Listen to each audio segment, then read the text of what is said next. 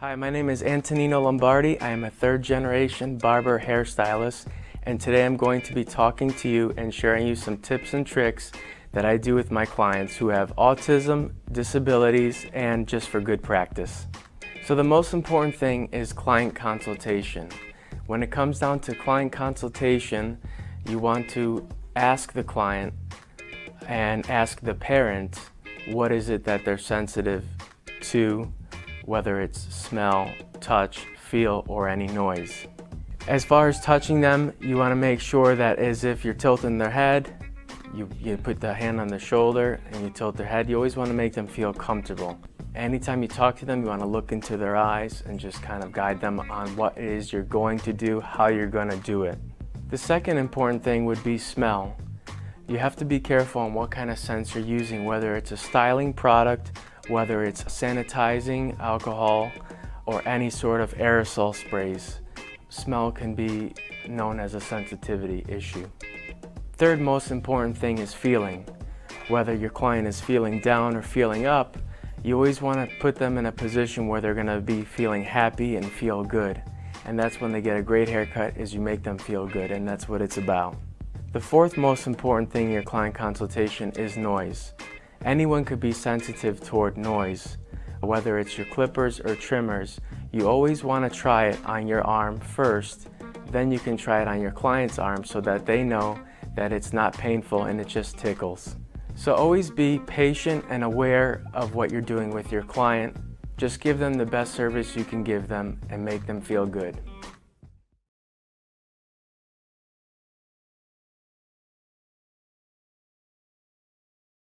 No problem. I shall transform your hair, create a masterpiece. I am an artiste with a pair of scissors. My new cuts got him talking at the barbershop. Fresh from the barbershop, fly from the beauty salon. My new cuts got him talking at the barbershop. I got a show where you can listen and view. My new cuts got him talking at the Bringing barbershop. barbers and stylists together with the ScissorSalute. My new cuts got him talking at the barbershop. One cut, two cut, three cut, four. Nails done, hair done, everything did. Nails done, hair done, everything did. Oh, you fancy? Spending hours in salons on your hairstyle. For the Lord protects his barbers and he makes the stubble grow. Scissor! Salute! Salute!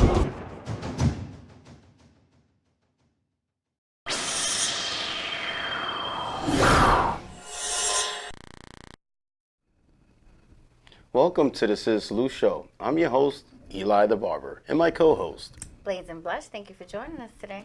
What's up, Welcome. Eli? I'm doing good. Figured I'd put that voice on, test it out real quick. The show is co-produced by the co-owner, New York and Queen, and produced by the owner, Seth Rowe. We're broadcasting live from Massapequa, New York, via Paradise Studios, StrongIsland.tv, and LA's on the boards. Let's get into the meaning of the ScissorSalute, which is a gesture, compliment, greeting, lifestyle, and brand dedicated to bringing barbers, hairstylists, and makeup artists together worldwide. And we use the ScissorSalute Show as an outlet. Did I say that? We use the ScissorSalute Show as an outlet to actually make that happen. Every Monday night from 7 to 9 p.m. Eastern Time, we give the opportunity for the visual artists to come down here and showcase their skills live on the stage while taking phone calls and conducting interviews with them so you can find out how they got started, where they currently are, and where they plan to be going on their journey. This is the age of the independent educator. And a lot of people have been watching social media and thinking, I can do that too. Now, if that happens to be you, or you know someone like that that says, hey, I would like to get into some sort of educational field in this profession, send them our way. Email us, scissorsalute@yahoo.com. Leave all your contact information, and we'll get back to you in the order that the email is received. Now, downtime, you can take a ScissorSalute selfie and hashtag ScissorSalute selfie and at New York and Queen, NEWYOR. Okay. It's been a while since I did it. Is it? Wait. NEWYORICAN _QUEEN. Right. I usually do that like pow, but it's been a while since I said that. And just a reminder, it is a live show, so don't be like, oh, it's not rehearsed. We didn't pre-record it. This is a live show. You'd like to show some support underneath my finger right here. Press the share button. Put it on your page. You can invite people. You can share as much, you can share with as much people as you want. Alrighty. Let's get into a recap of last week's show. ScissorSalute presents Innovate Salon Academy. Showcasing, we had Ray Lansky. Now, we'd like to ScissorSalute Ray Lansky, and I'd personally like to thank him for sharing his journey here with the ScissorSalute Show. I believe this is his third time on the show, and each time he's come on the show, it's been some sort of growth, where he is growing, different ideas coming up. His recent visit here was to introduce his mentors and Innovate Salon Academy, where he is the barber instructor there. Where's he from? He's from New Jersey. Another Jersey barber. And he has one of the coolest names you'll hear. Ray Lansky. Yeah. It sounds like a Wu-Tang member. Yeah. Some might say superhero. Or just straight gangster. But we like to salute him for sharing his story with us, coming down here and, letting us know that there's room for growth in this profession, and education is as well. Not just getting people prepared to take a state exam, but more about teaching them how to be professional and be ready to go in the trenches, which I think is very important. Yeah, because I don't think most schools, they don't touch on that too much. It's just like you said, to help you pass the state exam. And you know what it is? It's just people are very impatient. That's just it. So it's this. We live in a society where it's now. A lot of people don't want to have that patience to really master the craft. So they just want to get their license and then go about mastering the craft, which again, there's nothing wrong with it, because I do understand that, you got to get out and do something. You need some sort of security, and there's nothing wrong with, just going out and getting your license. At least you could say you accomplished something. Right. But we're actually going to be touching up on that later on in the show. So make sure you're paying attention and watching the show. And our in-studio guest from Innovative Salon Academy, I gave him the name de Three Amigas, a.k.a. triple threat on the set. We had... You changed your IG too? No. You didn't do that. From left to right, we had Miss Ange, Miss Karen, Miss Sue. Now, Miss Ange, there's no papers in front of me. I'm just remembering that Miss Ange is like a curly hair specialist. Okay. She has curly hair herself. That's the one with the red hair. The one to the left. Okay. She's a curly hair specialist. Which is great to have curly hair specialists, because majority of curly hair specialists are, number one, into natural hair, and number two, are really into healthy hair. How to go about maintaining the curly hair, how to clean the curly hair, and the list keeps on going. It's something that I just noticed when it comes to people who specialize in curly hair. And then we have Miss Karen. I do remember that she is like a stylist, updos, braided updos. Really excited about prom season and bridal season and graduation, and this is really money season. Yeah, this is really where you can get creative, and with the updos being at such high demand, throwing a braid here and there and really make it happen. And then Miss Sue to the far right, which she used to be an educator, but she took a step back, and she is like the director, the coach. Okay. So she's making sure that everything is kept up to state requirements and a lot of other things, and making sure everything runs smooth. So ScissorSalute to the Innovate Salon Academy, and we hope to have them come back and showcase. I invited them last week, but sometimes be like, yeah, Makai, they're leaving like, I'm never coming back. I don't think anybody says that. I hope so. And then, founder of Barbershop Connect and creator of BarberCon. So that's what we're going to introduce Lena from now on, huh? Founder of Barbershop Connect, creator of BarberCon. And that is Dante Financial to the left. BarberCon is what, in June, right? Nope. So we had Lee come down, talk about Barbershop Connect, which is on June 10th and 11th. It's going to be an indoor-outdoor event with barbers coming from all over the world. It's going to be a great time, and along with being a great time, there's going to be education everywhere. It's going to be well worth spending the money coming out here for 2 days. And again, not only are you going to be able to be around some of the best, but you're also going to see that there's education involved. Are there any competitions? No competitions. Okay. BarberCon's never really been, they never had a competition. Okay. They've had showcases, and then they have awards that they hand out. Okay. Yes. So who do we have this week? So this week we have, I love this young lady. This is her second time here, from The Perfect Cut, located in Seaford, New York, Miss Sophia Jimenez. And she is Makeup by Soph J on Instagram. And I'm excited to see her work. She was here the last time with Sandy. That's our girl from The Perfect Cut.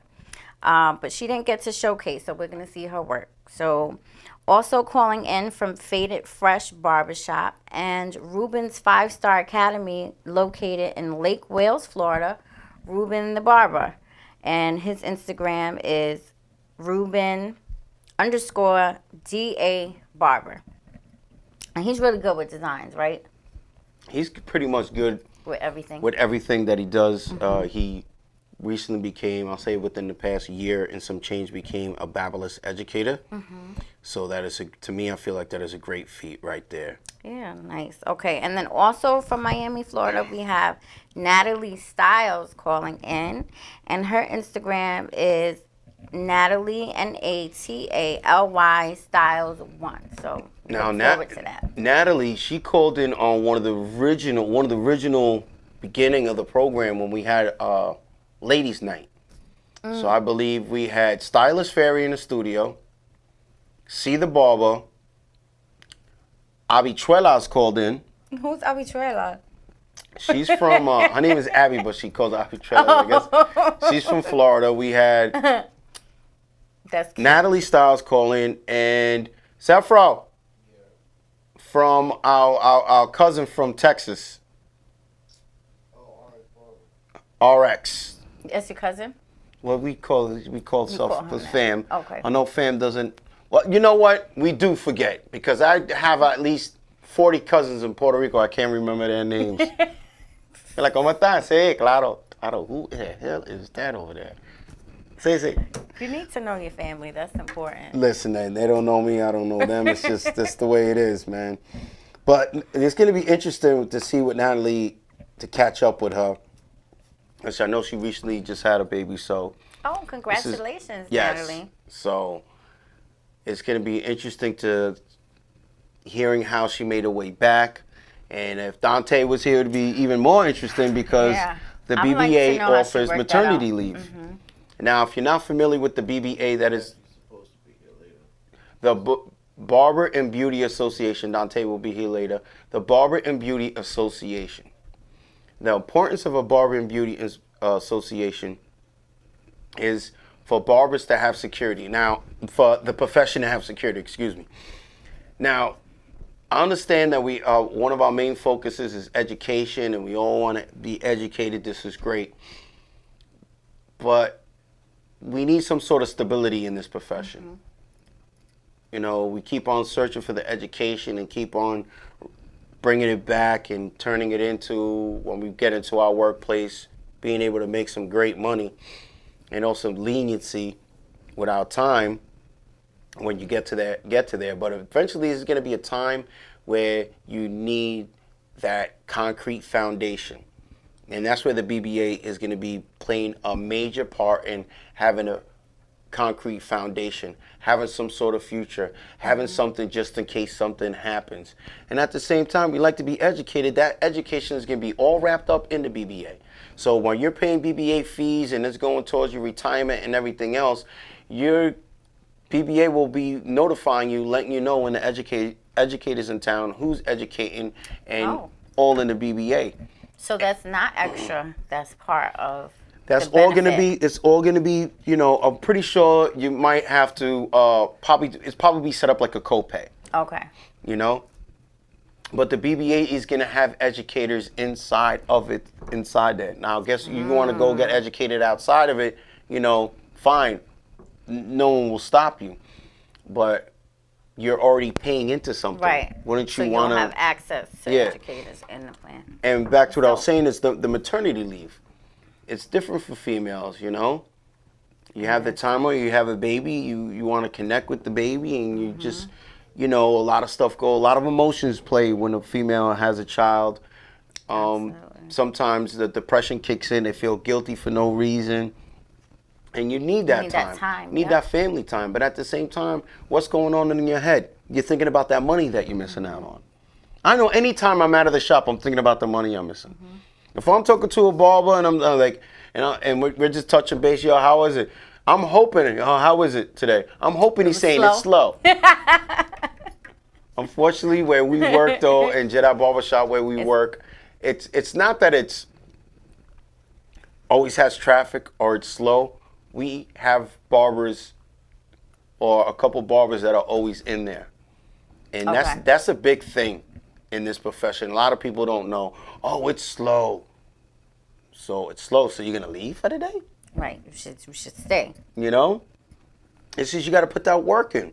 And you know, some days, like, it'll be slow. We just had a day like that. It was slow from like 1 to 3, maybe. Nobody was in the shop. As soon as 4 o'clock hit, it seemed like everybody came in because it's after work, so that's when everybody comes in. So you have those days where, you know, it may be slow, but it'll pick up towards the end of the night. Yes. Oh, look, wifey just hit me up. Stay off your phone. Oh, hey, wifey. She hit me, but she got to understand, I'm sharing. I'm trying to interact. Wifey's keeping you on track. Shout out to her. Oh, ScissorSalute to her. You heard that? Yeah, I definitely heard that. Well, you know, we got the showcase. But being that, we're going to go into the chat. Then we're going to see ScissorSalute from wifey and the kids watching the show. And Sandy is a ScissorSalute. She is heading down, saying that she's going to be down here. And no, I just wanted to talk about like the busy barbers, because the barber that I was mentioning with Ivan the Barber 1, he's always in there. He's always in there, and he always just seems to be taking care of whoever. And it shows the difference from a barber who is always in there to a barber who pops up in there. And it's hard to really call because some people have different reasons why they're not in the shop. But I tell you this much, you can never complain about what we do, because if you had a different type of job, you're going to be required to be there hours, when the establishment opens up to when the establishment closes. So you can't really go back and forth and complaining. We're going to go with the Paul Moore barbers. Seth Rowe. Bueller. Are we going with them Paul Moore barbers right now?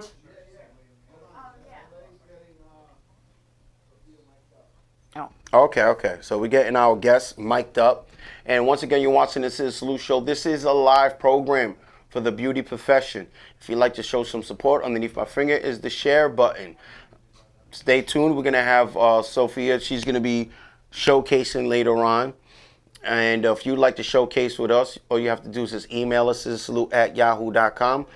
Leave your information. We'll get back to you when the order's received. Long Island, something really important for you. If you guys don't know, Philip Wolf and Hair God Zito will be in the Hamptons educating. All you have to do is just go to Hair God Zito's profile, click the link in his profile, and get your spot. But get ready to drop a lot. Bars. Well, I hit him up. I sent him a DM. I'm like, yo, the Hamptons. What's a lot? $1,000. Ooh.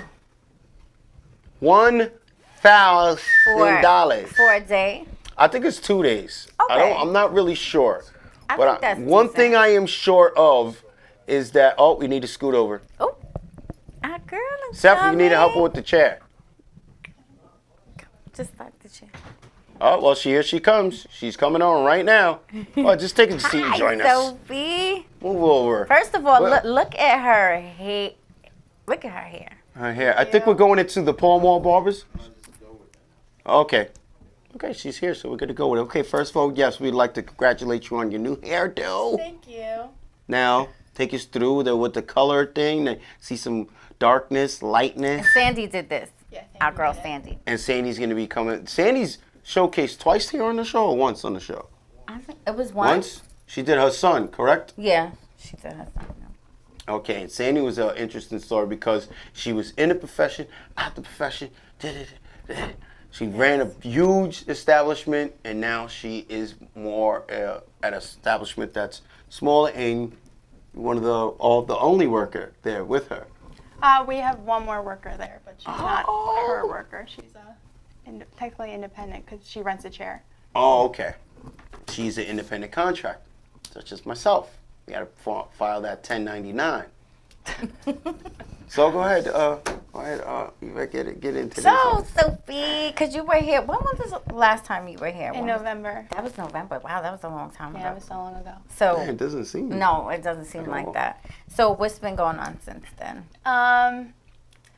Well, now I'm going to be starting to rent my own chair there, so to do my own Oh. clients. Okay, so you're going to be an independent contractor. Yeah, I am. I'm going to be starting to do my own clients on Sundays and Mondays, also while working for Sandy as a personal assistant.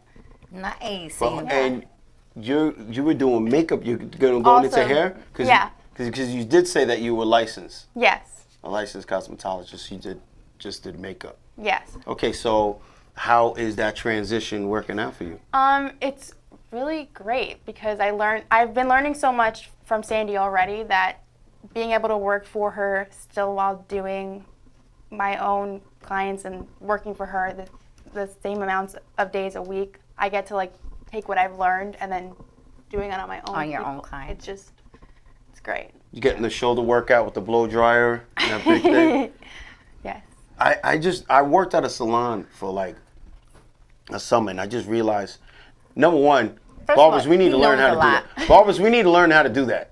Because women are paying like $60 a week, $30 a week for that blower. They're literally just, I need a blow while I'm driving by. It's just like, it's like a drive-by. But I'm telling you, it looks like a shoulder work. It's just like, It's a lot of work. That's just, you know what it's like? Karate Kid. Correct. Up, down. You seen that movie? No. Yeah, Am but I that too was, old? yeah. I was still, I think I was still a little girl at that time. Yeah. No, That doesn't let me matter. stop. Me and you were like a couple of years apart. I'm an old head. It doesn't no, matter. me too, Eli. I prefer it. Now, you're still mixing in the makeup there at the establishment? Yeah, I am with like proms coming up and whatnot, so I get to do that as well. So it's great. Yeah, So you guys are prom and busy. graduation. Yeah. Yeah. Prom and graduation. What seems to be the thing that, let's just say the younger generation is asking for? Let's go with makeup. What are they asking for with the makeup? More natural, really. More The natural? younger girls? Really? Yeah. I thought more they'd be on some natural. beat my face, beat Yeah. it. That was me. I wanted more like give me everything. Contour, I want right? contour. I want highlight. I want big lashes. Anything that She you can give always me. comes through with the lashes. Yes, she does. I swear, man, she'll catch a fly with them things. There's a fly come by just, I'm like, you need to teach me. So now that you've gained your own clientele, because I think that's everybody's, goal is to have their own clientele. What are you catering to? More makeup or more hair? Well, I wanted to cater. I'm trying to cater to more hair. So Sandy's been really helping me with that by telling me what to do, like how to, like on Facebook, by putting things out on even like the people who sell like couches and everything, like on those types of swap and sell sites. Oh, you talking like Craigslist. Like on Facebook, like Or how they have like the offer up. Except for, what was that market. gentleman's It's name? called The Facebook Market. Yeah, that was kind of The gentleman's name from Connecticut that came up here. Yes, Sean. Sean Connor, he came over here and explained to us the different marketing strategies that are available to us for free, places that we won't even think about advertising. He did mention that part of Facebook, but he mentioned Craigslist, Yeah, he mentioned absolutely. Angie's List, Pinterest, all these other things. People put up on those sites all the time, and you don't like. And really- they're looking for stylists? Well, people do put, like, her daughter puts up on that all the time, and she finds clients, and they'll be like, I saw it on Facebook, and, like, even offering, like, free haircut with a color service Whoa. and whatnot, like.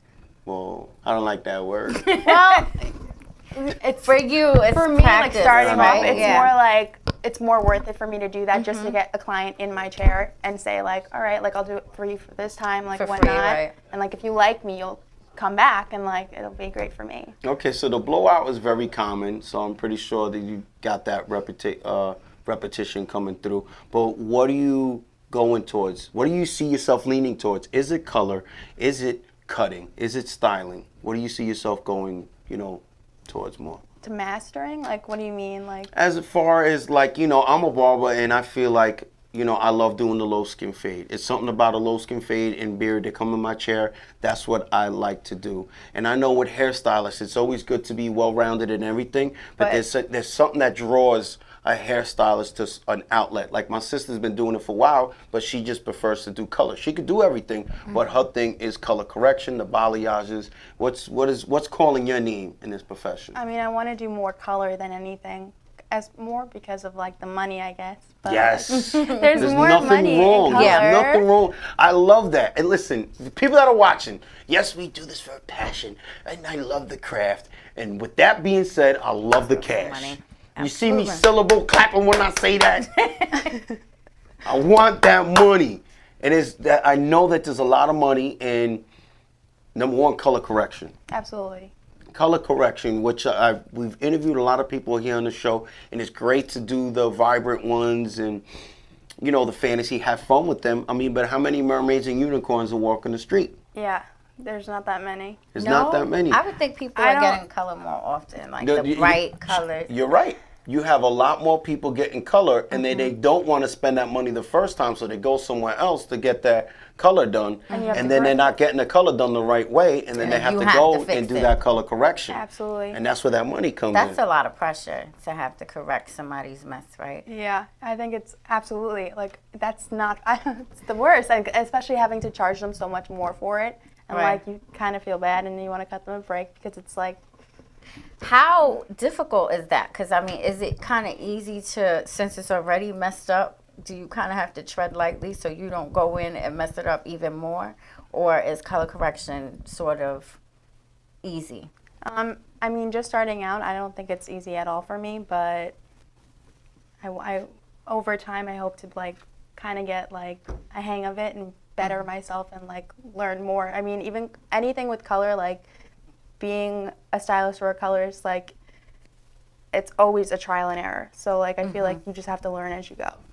I would have to, if color Yeah. correction, and it's more like it's patience. I see when hairstylists that have patience, and they, the formulas get done up, and then they gotta paint the hair, and they gotta foil the hair, or wrap the hair, and then you gotta wait, and then go over it. It's very, very meticulous, like, and it's, but just like she said, the money is unbelievable. The money's like a balayage balayage can run like $4,400. Really? How much would, like, something like your hair cost just to do the color? And My hair? Yeah. Well, because you have to pre-lift it so much. It depends how many, I believe it depends how much, like, lightener you have to, like, mix up.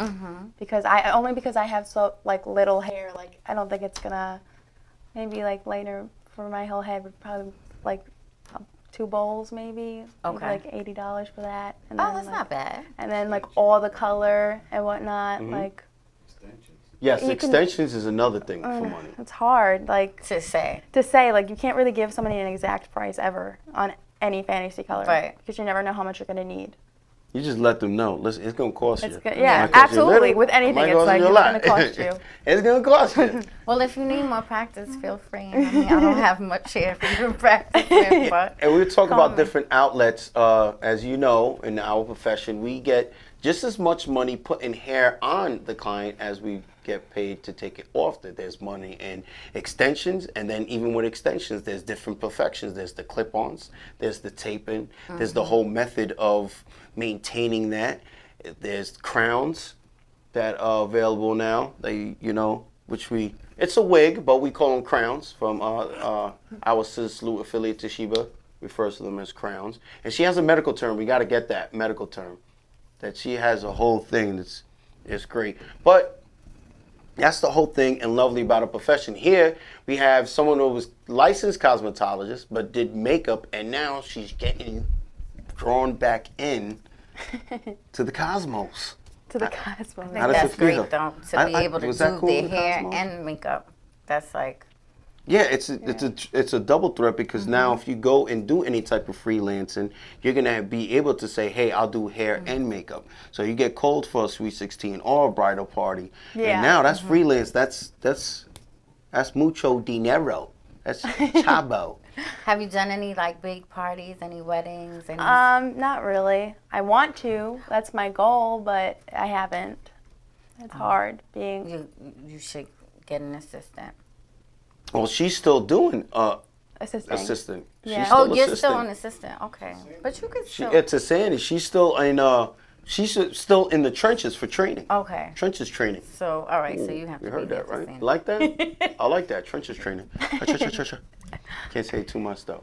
But it's always good to see, it seems like you're excited about this new venture that you're taking on Yes. right there. Let's just say, how many clients are you rotating in, or how many clients are you, being that time is always of essence, how many clients are you able to take care of still being an assistant?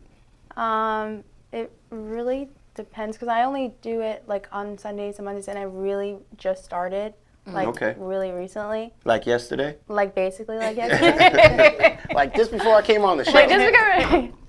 But no, I don't know. It's really mostly like my close friends and everything like that, like who, like. Oh, me, you and, know like, what's gonna happen, right?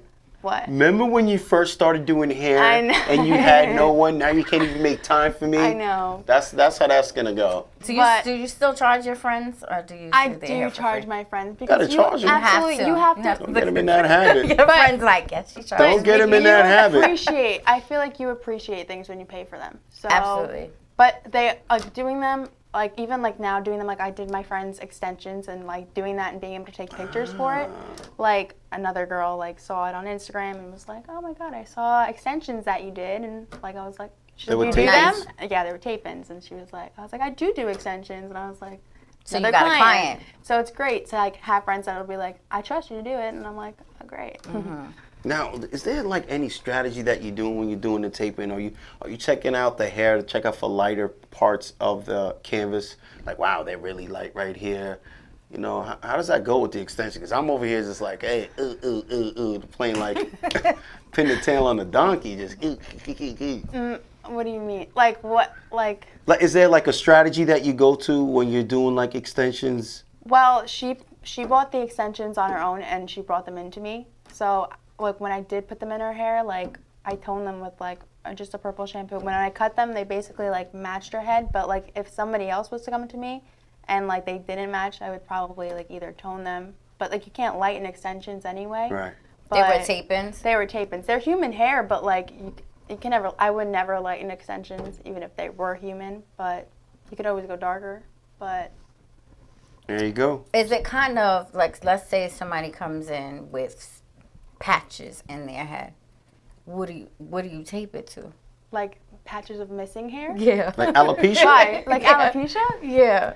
I mean, it depends how bad it was. I'm Okay. giving him a crown. I would say Going like straight with a crown. if it was that bad, like I would probably suggest maybe you're probably right, but Yeah, because I know a lot of women are suffering from alopecia. Yeah. And wigs, that's why I think wigs are so huge, because everybody can wear Yeah. them. Oh, I got this. I got the answer for you. What? If she has alopecia like that, what you're gonna, well, I'm not, listen, if you're watching the show, see if I'm right or correct me in the chat. You would have to do the braids to it and then do a sew-in. You would have to do like a sewing extension. Okay. I don't think you would be able to do a tape-in or the clip-on because there's going to be nothing Nothing available. to But grab if you onto. braid the hair, whatever, you would be able to do sew-ins. Should I drop the mic? Is there a microphone for me to drop? Drop, here, Walk drop, away. drop this. No, I don't want to drop it. But let's go. Let's see who's in the chat room. Maybe there's someone saying something. I think. Oh, look, we got Denise, Hi, D Nice Denise. Styles, Salute. watching from Florida. Harry Houdini just checked in. Oh, Harry has a lot going on. Yes, Harry Houdini is. Just watch. He might pop up. We Yeah. just like you might see some smoke, Yeah. and he might just pop up real Levitating quick. in the studio. I'm here. I'm here. But no, it's gonna be is good. We got Harry checking in. Queen Cortez is up in there as well. Nuke Queen. She's taking care of the chat room. And yeah, Sandy, you heard what I said. Just so we can make it official, we're gonna go to Instagram live on the show. We're gonna go to Hair Godzito, this way. And look, Hair Godzito got the official check too. Oh, he got verified. He got verified. Good for him. I'm still waiting for Congratulations. A-Rod to be verified. He got 1 million plus followers. I'm waiting for that. Okay, so you click the link in the bio. Here we are, clicking the link in the bio. Right? And there's a picture of him, Philip, right there. Philip Wolf. And there's the price. $9.95 For what? $9.95 the class. for education. Seems It's like Monday. At 9 a.m. and then Tuesday at 5 p.m. I think that's good for 2 days. For 2 days? Yeah. Well, for For 2 It's days. connected Yeah. collaboration with Hair Godzito and Philip Wolf Hair for one of a kind, intimate 2 days, hands-on. Okay, so it's 2 That's for days, hands-on, too. hands-on I mean- artist session and learn their secrets to progressive cutting and transformative hair color techniques, creating your brand, content creation, and reaching your goals. Wow, that sounds like an amazing class. Yeah. For It 2 is. days, I think I got to see $9.95 Hair is good. Godzito in Puerto Rico. Where is that class? That's going to be in West Hampton. That sounds amazing. I gotta miss out. That's gonna be one. And then I hit him up because I'm like, West Hampton is Oh my god, I started a GoFundMe it's like page. it's closer than here for me, but maybe about like a half hour away from the house. It's out east. Yeah, it's out east. Okay. It's but that's where my sister works. So I'm like, hey, you know what? I go over there Or and maybe she'll go. I go out there and Maybe we maybe can have her record. maybe drink a cappuccino or something. Okay. Because I'm not spending no $1,000 to go to the class. Hey, I love you. But I'm not spending a rack to go up in there. But for those people in the tri-state area who have been waiting for something like this to come to Long Island, there you go. It's the Matrix Education Artist Session with Hair Godzito and Philip Wolf. And Philip Wolf is a hairstylist that does California and New York. He goes back and forth. Doesn't he work? He works with A-Rod, right? Is he? Well, they all being that okay, being that they're all in Cali and what you say? So being that they're in California, you got A-Rod doing what he does. He got in contact with Hair Godzito. Hair Godzito was there for a bit, collaborate. and he's always out there, so they collaborate. Okay. I thought they were all part of the Elegance team. Yeah, me and A-Rod were talking the other day, just a quick little chat. But he sends me a text at, let me find it. He sent me a text, I believe, at 3 in the morning. Now I'm like, what the hell? He sent me 3 o'clock in the morning because it's 12 But o'clock it's out out there. there, right? That's why. Well, thank you so much for coming here. We look forward to seeing what you got to do. Don't leave just yet. Okay. Before we let you go, please let everybody know how they can get in contact with you and all your social media information you'd like to share with us. Please do so now. The stage is yours. My email is makeupbysophiaj@gmail.com, and my Instagram is makeupbysopj. And thank you so much for having me. Well, hold And on. only message her if you want your makeup or hair done. Don't call her for anything else. Oh, look at you over I'm here just- like the saying. overseer. You need a baton. You need a baton in your hand when you do that. Let's go to the photos that we have up about the Paul Wall Barbers. They're going to be coming out here from overseas. They're opening up a location out in New York City. Let's wait for them pictures to come up, Sophie, before you go. And that's right. You don't like to be called that, right? They're in I What? shortened up your name. What'd you say? Sophie. Yeah. I remember I that call from you last that time. too. Oh, there we go. Sorry. So we I got up some friends. the Paul Mall Barbers.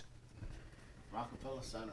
They're going to be opening up in Rockefeller Center. That's huge. It's huge, and we're very excited because he made the announcement here on the show. Yes. Oh, was that the barbers from Japan, was it? No, no, no. Not them? Okay. The barbers from Japan, that's when Lee made an announcement for BarberCon that they're going to be doing education there at BarberCon. Okay. This gentleman came on to the show, I believe, about like 8 months ago. Okay. Yeah, about 8 months ago, maybe. Yeah. And he basically, this is where we're in the other studio. He came out here and was talking about, and look who pops up. He's Harry Houdini. But it's Lee from Barbershop Connect. So Paul Mall Barbers came out here from London, I believe about a year ago. They announced that they're going to be opening up out here in New York City. They came out here looking for a location, and they're going to be opening up in Rockefeller Center. So, you know, we're very excited to see there's going to be more opportunities for barbers to take it to another level. Now, they're looking for barbers, licensed barbers to hire.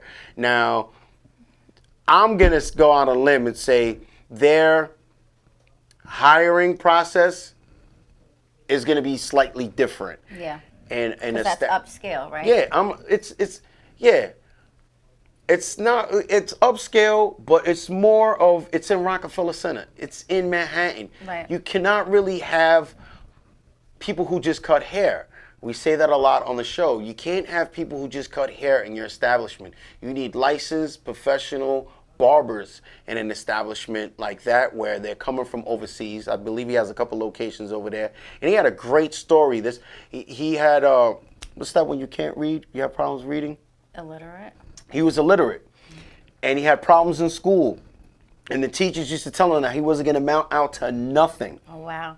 To nothing. He came on the show. This is a year ago. No papers in front of me, but I remember him because it hit like, wow. Mm-hmm. The teachers would get on him. You know, he had, some people would say stuff to him because he had a hard time reading. He couldn't read. And now look, he has establishments over there in Europe, and he's opening up his first location, Rockefeller Center in New York City. So if you are looking to maybe take your professional level to another level, just seek out something different. You can hit up Cephro, and he'll direct you to the Paul Mall Barbers. They're going to be open up. And Rockefeller, that's going to have to be some dough, right? Yeah, absolutely. That's going to be like, it's probably more going to be about the service than the haircut. And it's great to have Lee up in here because Lee posted something up yesterday that I've seen a lot of people seem to leave great comments. That's why here on the show, I've had a couple of my friends that run pages. Why you always talk about Barbershop Connect? Number one, I know Barbershop Connect, probably news. I met Barbershop Connect at an event in Oakdale at a Bosie's. Bosie's? Handing flyers out, yup. And they had, the Rockabilly Barbers was there from over here. I don't see them in events no more, but okay. So Barbershop Connect posted this up real quick. We're gonna keep that photo of the Paul Mall Barbers up there. It says, and this is a post from the Spot Barbershop. I'd rather win first people than win barber battles. I'd rather get 5-star review on Google than get a $5 tip. I'd rather give excellent service than give the best fade. I'm going to get back to that. I'd rather have people value me than people follow me on social media. I'd rather make friends than make clients. You build your people, and your people will build your business. Sure. God is good. I agree. Okay, so let me get back to that where it's like, wait a minute, I'll take the $5 tip. If you give the excellent service, in the long run, that $5 tip is going to look like nothing compared to the money that you're going to get. Right. Because it's going to be talked about the service. Now, we just interviewed Sophia, and she just said that she put extensions. Yeah. And she was talking about putting extensions in her friend's hair, and then someone seen the picture. Right. She gains a client from her friend. And actually, we're going to go to Sophia. She's going to be showcasing. She's about to take, and she's on the stage. That's it. No turning around. It's you. You're up there. So she was talking about doing her friend's hair, adding extensions on. And on that same post, people hitting her up to see if they could do her extensions. Right. So there it goes. The service, the haircut is going to get you places. but the service will get you further. And what I mean by that is we talk about it on the show, you got that number one barber in the barbershop. His service might not be that great. He makes good money. You got that number 5 barber. His haircut is but his service is A1. Right. He's going to get that money.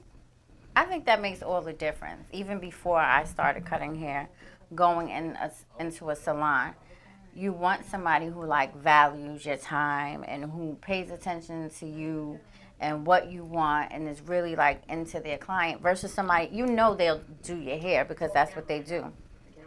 Yeah. But you want them to provide a good service. That's what makes the difference between somebody who really has passion for their profession and somebody who's just doing it for the money. Oh yeah, definitely. And just like we was talking about earlier, how she said she believe, she's leaning towards the color, but I know one thing with hairstylists, you got to get mic'd up. Oh, okay. Come on.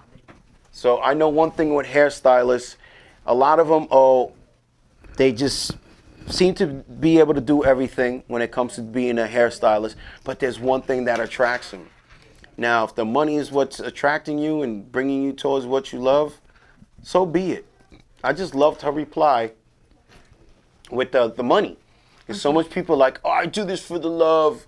I do this for the passion. That's all fine and dandy, but I'm not paying my mortgage with passion.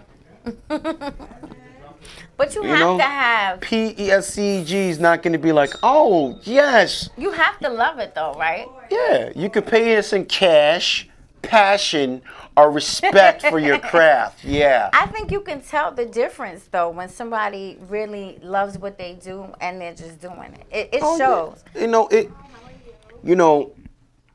I know a couple people in the profession, when they leave the establishment, they don't want to talk about hair. They don't want to talk about hair. And even if they don't love what they do, which I know they do, even if they don't, they love the feeling of being part of that person in the chair's adventure. Right. That I'm going to Las Vegas. Okay. Right. Putting this cape on your head, putting this cape on you, and I'm going to Vegas through this haircut. Right. I got this job interview. Now, us as barbers, you're like, you got this job interview? I got to get you this job. I'm going to get you this job. So one way or another, one thing I always say, you might want to take this, put that cape around their neck. Oh, I'm going on a date. And I tell them, well, this is going to be, I'm going on a first date with the chick. This is going to be your last first date right here. Boom. Give them that haircut and be like, this is going to be your last first date right here. Pow. Because after that haircut, she's going to fall in love with him. And he's not going to have to go on no more dates no more. But again, those are certain things, even if you don't love what you do, you still love the feeling of interacting with the people and putting a smile on their face. Diamond D, the barber, was cutting at Jedi Barbershop the other day. He was cutting a lady, which I told him he needs to do classes because he is perfecting cutting ladies like the short haircut on black ladies. Yeah. He's perfecting it. Like 1 second, I see him, I'm like, oh my God, what is he doing over there? That's huge. I'm looking over to the right, like, what is he doing? And then I turn over and I'm like, whoa, holy, the lady, you could see the lady she was impatient. She didn't know what was going on. And as soon as he turned her in the chair, she smiled and you heard her start singing the songs that were in the background because he was playing some like old school, like 70s. She started singing and you just see the smile on her face. Again, it's that feeling of interacting with the person. Even if you're not in love with what you do, there's no denying when you're cutting a 7-year-old kid that's reckless in everyone else's chair, but for some odd reason you have that touch where they're just sitting still in your chair and they're like, that doesn't hurt, and you're just keeping it going, and their parents are like, wow, I have a hard time bringing them to other people. Right. You're making that connection, so that's the long-term thing. Now we're seeing Sophia right there. Looks like she's going to be doing some styling of herself. She's going to be doing some makeup. She has a fresh canvas right there. The model that she's doing, she talked to us before the show, she's a cosmetologist too. She just doesn't know when she's going to get started. She's doing it. But she's just not in a salon. But you know what it is? She's doing it, but you know what it is? She comes here on the ScissorSalute Show. This might get the wheels turning right here. This might get It might inspire her. the everything grinding right there. The gears grinding. She might be like, yo, you know what? I didn't know it was like this. You know? She didn't know it was like this. And, you know, it's just crazy how the calling comes. I recently talked to one of my barber brothers, one of my mentors who taught me how to cut hair. Talked to a friend of his, actually, who has a business where he's fixing up houses and he sells them. But I see one of his clients. I'm like, oh, yeah, Eben's not available today. And I'm like, wait a minute. So this guy, he's rebuilding apartment buildings in Cincinnati. He has an out east investment in the Hamptons where he's resurrecting these houses. But you know what? He can't turn down that hair money. He can't. He doesn't need it, but He loves it. you know what it is? How are you going to turn down? Because now he's saying, I'm done cutting hair. If I have people keep on calling me and I'm doing, I'll be like, yo, it's $50. Cutting my house is $50. Right. And you know what that is? That's gas money, groceries.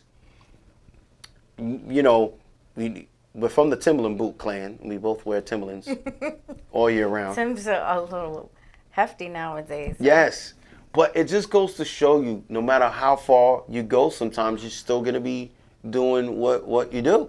I mean, if you're still in demand, why not? Yeah. Why not still? And like we said here, we mentioned an unexpected guest. Although, no, we talked on the phone about, because I had to get tickets for Justo. That's right. Got to get the tickets for the Oakdale School. I saw the alert go on. ScissorSalute, and I said, oh my goodness, I got to go see Eli. Yeah. I just jumped in the car and drove right here. And that's the good thing about having, being out here in Nassau County. Not only is the ScissorSalute Show here in Nassau County, you also have Barbershop Connect, which is nearby, and Mr. B's. And we used, and Freeport, which is, matter of fact, Mr. B is going to be the official. He's the official furniture sponsor of BarberCon. And I've seen that you made a video they're going to be giving away a chair that's like a Ferrari. It's a big chair. That chair is expensive. It looks like a Ferrari-like SUV. The amazing part about him is that he really could give anything away, and he just was like, I want to give this away. I was like, are you crazy? He was like, So I'm he not gave, crazy. like, the He was Rolls like, Royce this. of the shop Well, it's, away. you know what? Because I'm thinking, what happens if somebody in another country wins this thing? You know how much it's going to cost you to ship this thing there? True. You know? But yeah, I mean, look, the great part about this charity that we're doing this year at BarberCon is I spoke to this guy. He's a barber who basically he puts $1 a day, $1 a haircut into a jar, and then once he reaches his mark of what he charges for a haircut, he issues a voucher to schools and homeless shelters to give kids free haircuts that can't afford it. So he's been doing this in Maine, and you know, he's just a guy who's paid it forward. And I found it so, so giving that this guy, every haircut, $1, and he's going to these schools and communicating with them and built this whole voucher program. So I'm going to raise money and donate all the money to him to give the free haircuts to all those kids to boost what he does. That's a salute to that.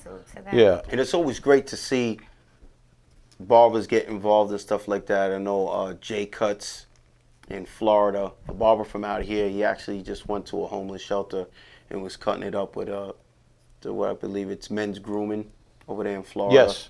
Yeah. And it's just, again, when you see barbers doing that, even like he doesn't have that much presence on social media, but it, some people might be doing it for the gram, and if you're doing something positive for the gram, hell with it, go do it for the gram, It is what it is. Lee, I see you added yet another person to the educational. I don't know. Who did I add? I got so much going on that I don't even know what I did. I have no idea. I see this gentleman right here. I got more than I'm announcing. No, I got two more guys from Brazil I haven't announced. I still got the final barber for the Great 8. I got barbers that are calling me every day for that. Vel Cuts. Vel Cuts is cutting for Salute. Esquire. He's been doing it for a while. That's our dude right there, man. Yeah, I'm excited about him because he's again another guy who's been under the radar doing quality haircuts and service Yeah, for I am quite the some product. time.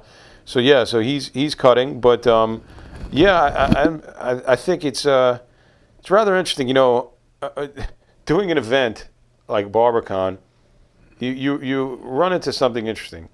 You run into people that all say they're coming, but they haven't bought that. They all wait to the last minute to buy their tickets, and it's amazing because I deal with people that are not used to this, so they look and they're like, well, is this like this every year? I said, no matter what I do, I can't. It's interesting, because you never really know what you're getting. Today I got a call from a record company that they want to bring a huge artist in from Dominican Republic, famous singer from Dominican Republic, that they just want him to come to BarberCon because they were in a barbershop up in Washington Heights and everyone was talking about BarberCon in the shop, and he said everybody said they're coming and I have to be there with my guy. So I said, did they get tickets? He said, no, not yet. I said, I said, it's, I just kind of. I think they were waiting for you to No, say, thinking okay, we gonna buy when we you. get there. I think they just want to give me an ulcer by the end of the day, but hey, look, all I could do is plan and give the right execution of everything, and it's good that I remembered to come here again because I'm kind of now programmed, to execute. Are you running everything on your own behind the scenes? I've run everything always on my own. Now I'm not with this show because it's gotten too big, thank God, But I mean, I just have to say it's funny. You said something earlier about Barbershop Connect. I did a post the other day. That post I found cool, but those weren't my words. That was, the Spot Barbershop's words, and I understood what he was saying. So I put that out there, not as my opinion, but just as an interesting, piece. But I did a post on barbershops that are looking for barbers. And that post was incredible because I got a call from a barbershop in Florida that got 3 barbers from that post. Oh, wow, nice. And he was like, I can't even believe that from that one post, I got 3 great barbers. I didn't even know what he was talking about because he wrote his name of his shop, and there were some barbers in that area that were looking for work. And that to me was awesome. So now I know that through Barbershop Connect, I can be the middle ground between the barbershop and the barber looking for employment and kind of bridge that gap between both of them and actually find jobs for people and for good barbershops. Great idea. Definitely. So salute to that. I seen that post and I seen the comments increasing, and everyone knows, all the pages know. I talk to them. It's just, I see what Barbershop Connect, I've always said it here in the show, and I even said it in front of them. They already know. It's just when you get reposted on Barbershop Connect, it's just a different feeling. I've had people, we used to joke around, this one guy in the barbershop, he swear he got reposted. He came in with sunglasses, never wear sunglasses. Came in with sunglasses, talking on his phone. Who's next? Grabbed his cape, smacked the hell out of his chair. Pop, pop, pop. Who's next? Boosting it up. Who's next? We're like, yeah. We seen your post, bro. We seen your post. You seen it, right? You seen it. I feel so rejuvenated and so in the right frame of mind now of the direction that I'm taking everything. Like anything, you do it for so long, it's like riding a bike, it becomes routine, and then you kind of lose track of, even where you're riding, you're just riding. And I think that the last 2 weeks have been kind of eye-opening to bring me back to the roots of why I started doing it. And that, to me, is good for this business because again, like I understand what you're saying, the value of what we do, and you know, I think that even with BarberCon, this event is a step in what's coming next, and you know, that's, Why did you start it? what, BarberCon? Oh, I started it because barbering at major trade shows was always in the exit. So like you couldn't even find the barber booths. Like the trade shows had no value for barbers. And I felt like I needed to make a show that celebrated the barber and bring everybody together and have like an appreciation of the barber. And again, this was 3 or 4 years ago when quote unquote men's grooming wasn't trending. Now you're starting to see more and more, you know. It's huge. Right. But I had a great conversation the other day with the president of Modern Salon, who's coming to BarberCon and he's speaking on stage. I told him, I don't know your world. I can't even speak your language. Even their posts, it doesn't resonate with me. And he said, I understand, you know, I don't know yours either. And we just started to talk, and we figured out, you know, how we can work together to help people with a middle ground, you know, because there's a lot of barbers out there that are looking to expand even beyond barbering, you know, as well as the same way, you know, stylists and cosmetologists are looking to expand to the barbering world. Right. So you have that reverse. So if we can work together, you know, I think that is the key thing, is working together. Somewhere along the way in the past year, everybody went on a solo mission. Not everybody, but a lot of people that were key players in the business, including us, me. You know, you forget that when you work together, you elevate. Is it because of the competitions? Because everybody is like so used to competing now? No. It's when you're a barber, you're most barbers work for themselves. You know what I mean? Right. They're trying to make as much money for themselves. So I think that it's a different train of thought. You know, it's a different thought process. Like, you know, the ScissorSalute Show is created to give back. There's only one ScissorSalute Show. Right. Do you know what I mean? You can go and ask what, you know, some other, you know, internet shows, podcasts. A lot of it is, you know, personally driven.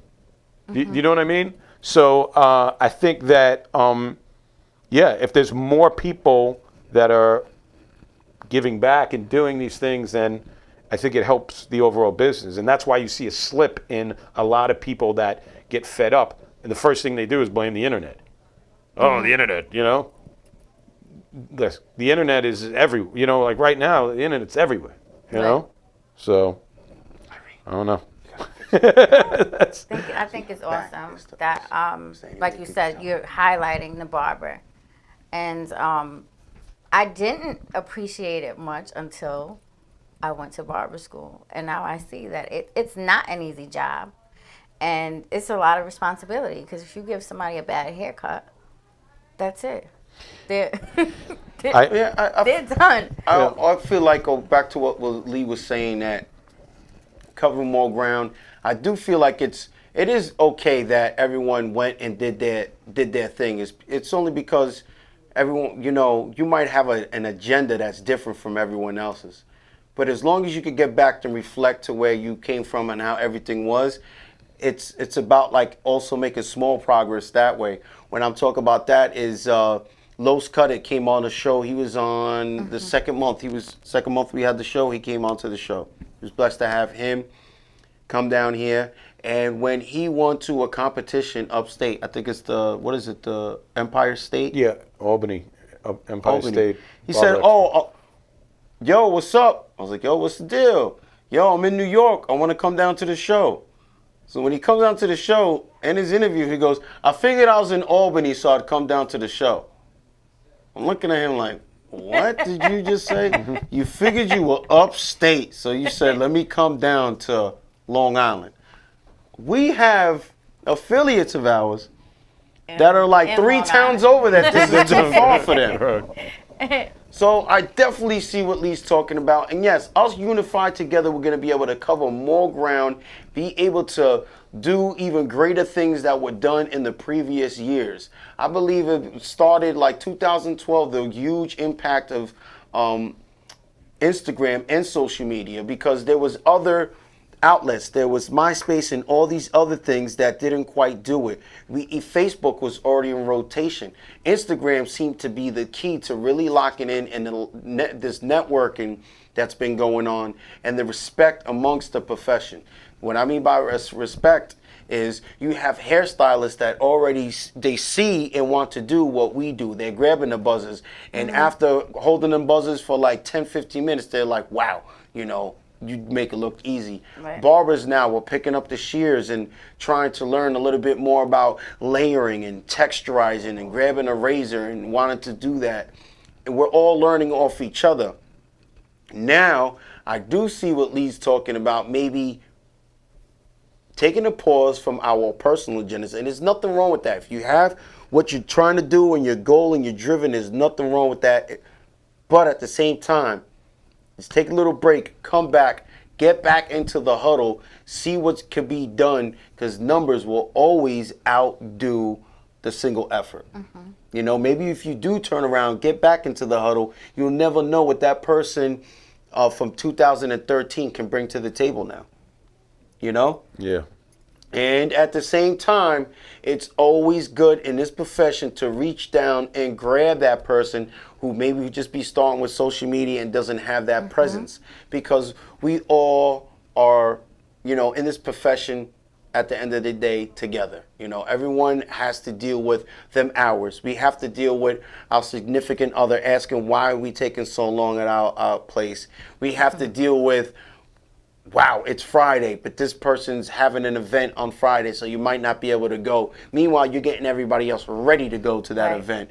You know, so we're all dealing with it, and that's why I like to consider everybody out-of-state co-workers. And it's always great to see out-of-state co-workers doing good, like ScissorSalute to Jay Majors. Although me and Jay Majors, we haven't talked, but there's no love lost. You know, I'm not going to expect Jay to pick up the phone and be like, yo, Eli, how's everything going? Meanwhile, the guy's moving. Busy doing That CT Barber Expo takes a lot, and now he's working on the Las Vegas thing.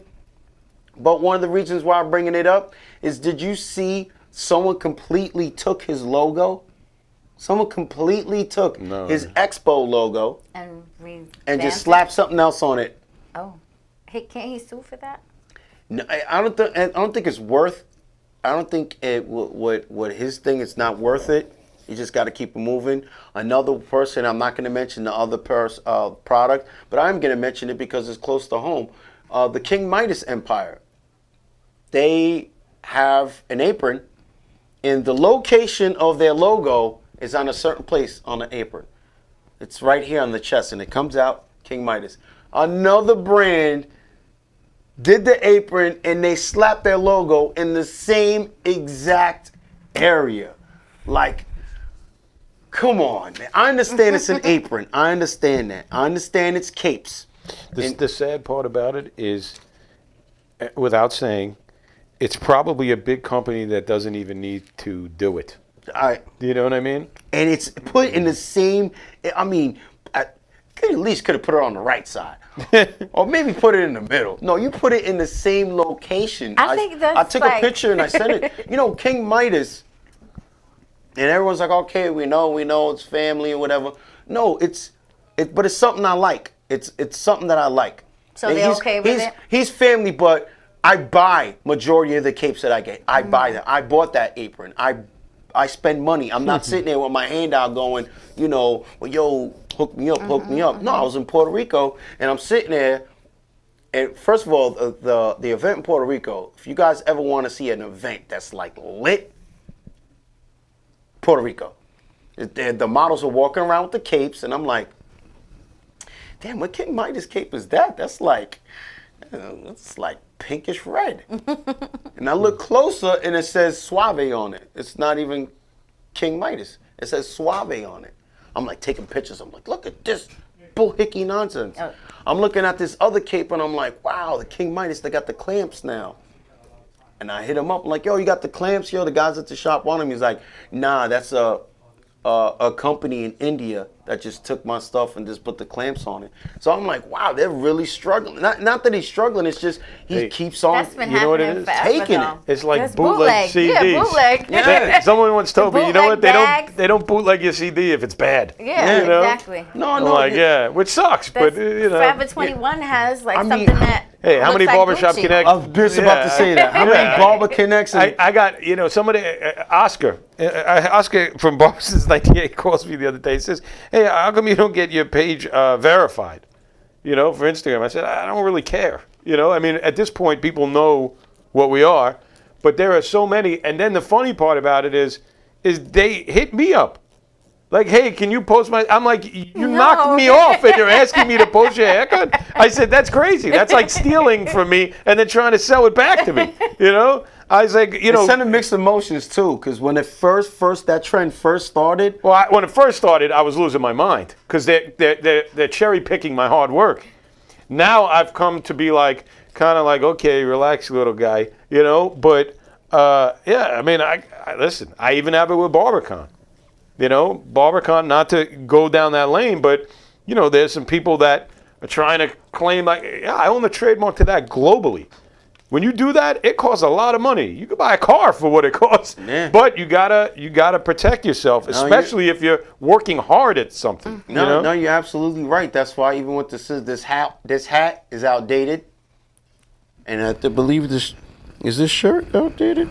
Your shirt might be outdated because now we're no longer trademarked, we're registered. So definitely is, What's you know, the difference?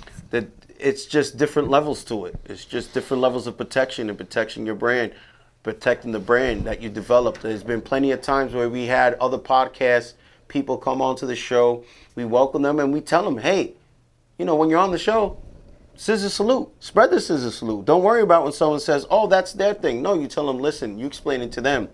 The reason why we're protected is because we don't want someone making, you know, start making apparel and making money off of that. Right. Like if you've seen Barber Life. These that. are things that She are has these are things. Well, Barber Love, she owns it and trademarks it. Mm-hmm. But before that, there was really nothing. So you had this Barber Life. Like, who owns Barber Life? You know how much times I've seen Barber Life written many different ways on how many different shirts and different companies having Barber Life written on it. It's one of the things that, you know, if you're going to come up with something and it's good, you have to protect yourself. And, you know, it's great to see Lee. First of all, it's great to have Lee down here in the studio, and great to see that BarberCon is moving on. Now, he went from one location, I believe, fourth location, to the Webster Hall, and then you went to the old exits. The last one Terminal that was at 5. Was it? Terminal 5. Terminal 5, which is the old exits. If you're my age, you know what I'm talking about. And now I performed it as a rapper at that place. You rap? That's how, yeah. Oh, Okay, she's laughing right in my face. let's keep it. Yeah. Let's keep No, it. I'm not laughing. So now you're moving it to.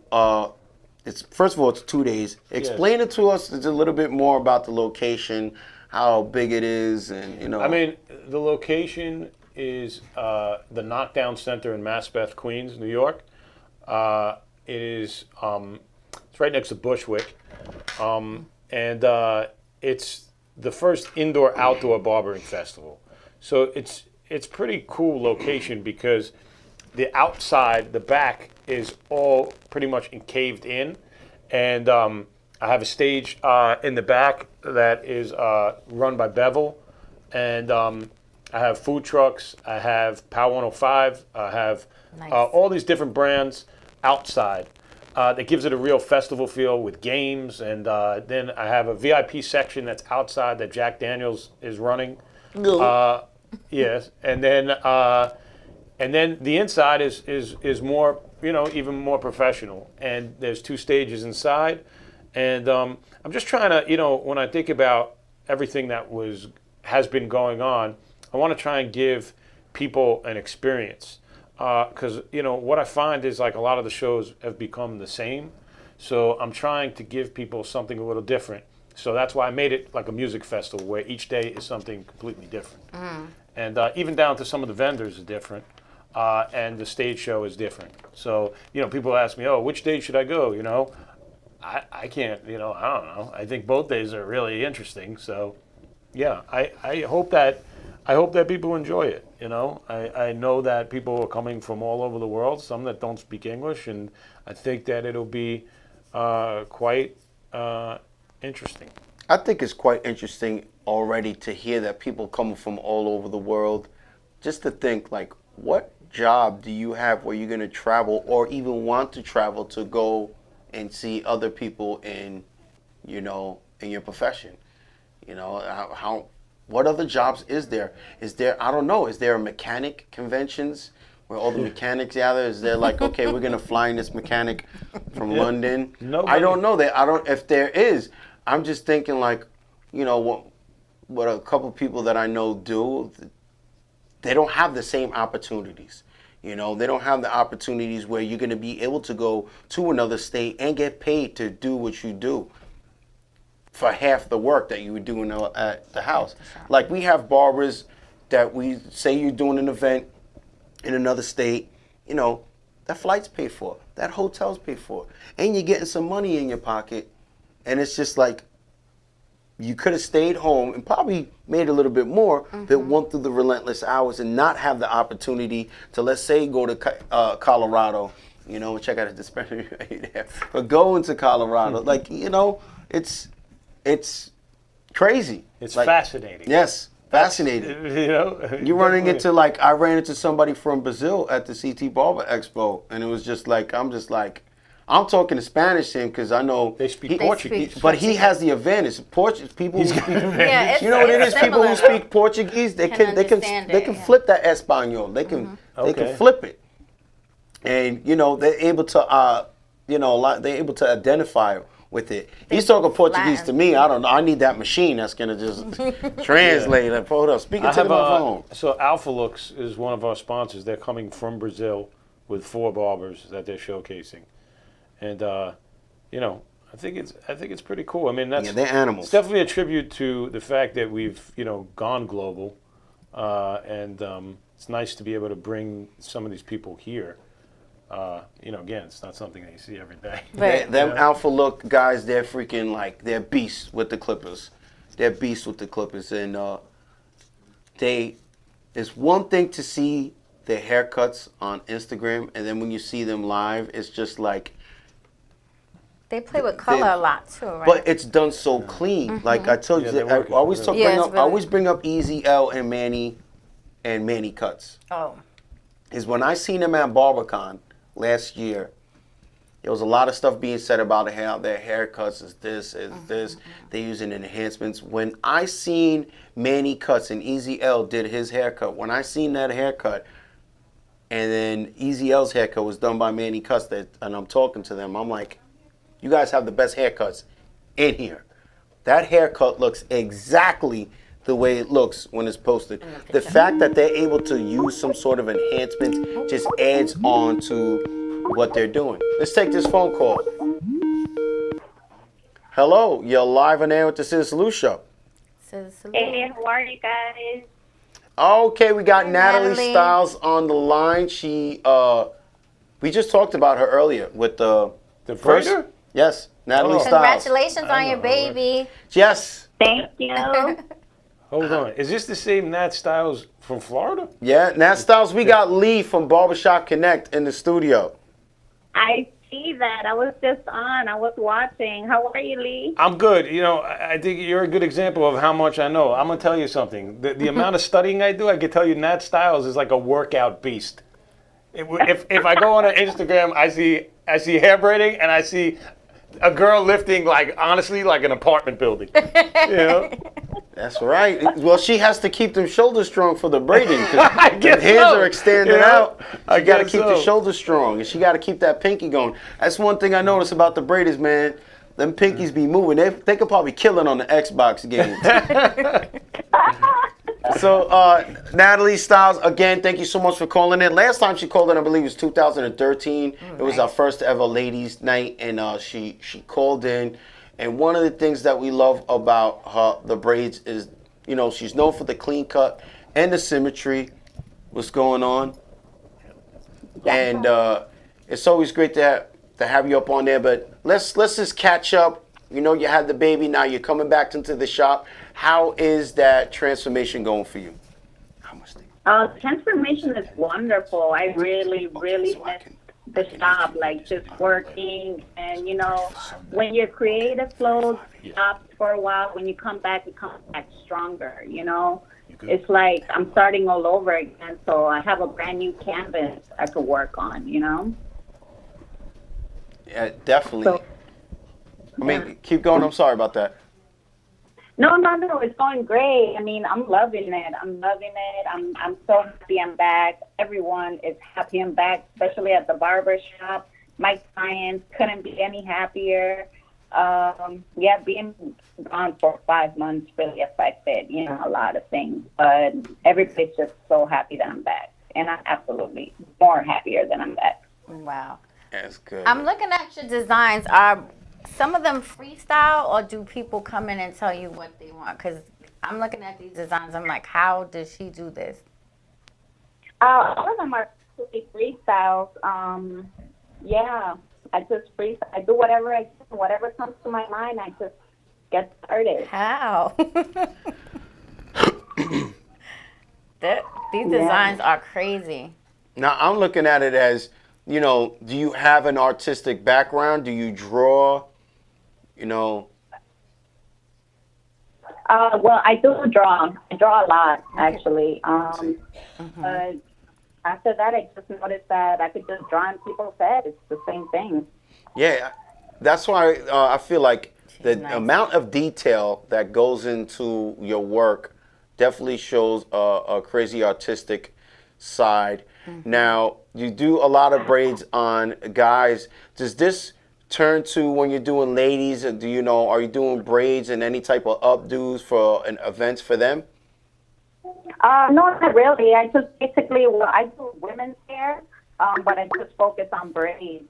Nobody ever comes to me for anything else. It's like everyone that looks for me just looks for braids. And they just sit on my chair, and they don't even tell me what they want. They just tell me, do whatever you want. Okay. Okay, hold up. Other caller that's calling in, we're doing an interview right now, so we can't pick up for you. But if you give us 15 minutes, you could call back. So now let's go over some of your clientele. I do notice you have a lot of athletes. You know, I noticed Bryce Harper was on an advertisement for the show. Yeah. This is Salute Bryce Harper, Deshaun Jackson, Darnell Dockett, Gerald Green. Oh, wow. I mean, I have so many athletes that come to me. And, you know, they're all I get referred by one athlete to another. Or maybe their wife has been following me for a while. Like I just recently did a football player, and she was like, oh, my wife's been following you for years, and she's obsessed with your work. So, that's how I get referred sometimes, you know? But definitely. It's all through Instagram. Yes, I do notice that when it comes to, it's you basically have a digital digital profile, portfolio. Sorry about that. Instagram and social media is like a digital portfolio where you can send it to people and you have it on you and other people can see it while you're sleeping. So, wow, that one right there. Yeah, it's that's crazy. Simple, but it looks it's like so neat. Yes, that's the what it is. So neat. The parts are so neat. It's great. Now, let's go over some of the pricing that you have when people sit down in your chair. Some of the what? Some of the pricing, like for two braids, freestyle. Like simple 2 braids will come out to $60, and those are from usual man bun braids. It's $65. You have the whole head, but that doesn't take me long. That usually takes me anywhere from 15 minutes to do, maybe 25 if I have to go dye your hair. So, and for styles, different styles could go up to anywhere from 75, 85. Fish bones are anywhere from 120 and up. It all depends. If I take long with one client, I also start charging by the hour. Do you ever charge by length? Time. I'm sorry? Do you ever charge by length? Like if somebody comes in with really long hair? Okay. Yeah, of course. If they come in with their hair down their back, I look at them and I go, you know, you're gonna pay extra, and they just smile at me and they go, of course, I already know. So it's never an argument. Oh, okay. Yeah, but everyone is perfectly happy with my prices. I'm a very decent price person for the fact that you are gonna get an excellent hairdo, and it's not just that. My braids last. I see my clientele maybe once every 3 weeks or one time in a month. Oh, wow. Yeah, and then they come back monthly. And some people, like I have like my weekly clientele that, you know, just have to wash their head, and, you know, they just want to get something different every week, and some every 2 weeks. But usually my braids can last up to a month. That's a long time, because Yeah. most Everyone's people's braids supposed to get be fuzzy like, yeah. after 2 weeks, so that's a long time. A month is definitely a long time. Well, I noticed that here on the show, having braiders come through, and then I pay attention to the detail. Like a couple of my friends get their hair braided. You could have nice braids be done, nice symmetry, and then they just don't hold like that. They Or don't you hold can up. have braids get done, and you know, one braid seems to be thicker than the other, and again, it doesn't hold that. That's why it's a true art, and it doesn't mean that you can't improve on the skill or the craft of it. To me, it just shows that there's different levels. Now, we talked about social media and how much of an impact it was, you know, getting clientele. It seems to be the theme for the show. Now, tell us about another impact that it had for you. You have an event that's coming up in Canada and then another event going on in Europe. Tell us about those events and what are you going to be doing there? Oh, wow. Yeah, so in Canada, I have a hair show that I have to go to. I'm going to be judging. It's a great event. It's one of the biggest Canadian hair shows out there. It's July 15th, so I'm super excited for going there. And in London, Decent Kit is, I'm partnering with Decent Kit, and I'm going to be teaching braiding in London. So I'm really excited about that, and that's in October. Wow. So I got an idea. You're going to have to braid the British flag in somebody's head. I think she could do it. The British flag. The British flag? The British flag. She could do it. You ever see it? That could be extremely easy. It's something that could be done in somebody's head. It's just the cross, and then you have the things coming out. Right. I definitely think you could freak it. She could do it. Definitely. Yeah. Definitely think you I could just freak simply it. do that. Actually, it's pretty cool. Those are very simple lines. Natalie, I hear a lot of braiders complaining about like carpal tunnel at some point where their wrist starts to bother them. Have you ever experienced that? I would have to say I started experiencing that about a year ago. I've been braiding for 15 years. Oh, wow. Yeah, but I started feeling it like about a year ago.